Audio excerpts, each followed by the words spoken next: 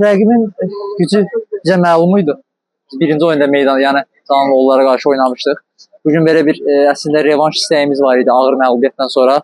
Birinci oyun kimi oynamadıq. Bugün daha inamlı oynadıq, daha çox mübarizə apardıq.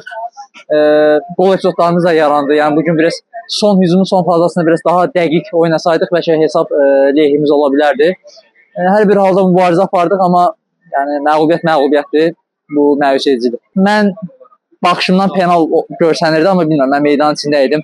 Ola bilər ki, heç bəlkə də yox imiş. Yəni bilmirəm, çox bir şey deyə bilmərəm o. Biz də çox istəyirdik, azarkeşlərdən də çox bəlkə istəyirdik bugün qələbəni. Çatmayan dediyim kimi, məncə son fazada daha dəqiq olsaydıq.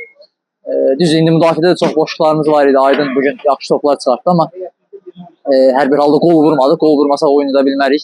Ona görə hücumda biraz daha dəqiq oynamalıyıq.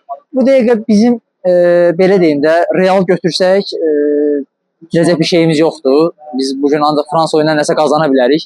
Ona görə oyuna yəni Fransadır, yəni bunun təqdimata ehtiyac yoxdur. Komandanın gücü hamıya məlumdur. Ona görə yəni var gücündən çıxıb xal üçün mübarizə aparacaq, yəni təslim olmayacaq, Fransanın adından qorxmayacaq.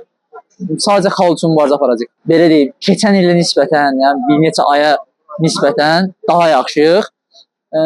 Əgər belə davam edəsək, belə üzü yuxarı addım-addım getsək, ən azından belə İslandiya tipli komandalara, Ukrayna kimi komandalara diş göstərə bilərik. Oyunçular ümumiyyətlə bütün komandalardakı oyunçular da milliyin bugün heyətinə baxsaq, yəni belə düşünürəm ki, keçən il bu oyunçular keçən il daha çox oynayırdı, nəinki indi. Bu 100% təbii olaraq bir oyunçunun yəni sonra gəlib millidə oynamağına yəni mane olur. Ona görə limitin yığışdırılmağı bugün millinin gücünü bilmirəm. Yəni nə dərəcədə təsir edir, amma oyunçuların oyun praktikasına təsir edir.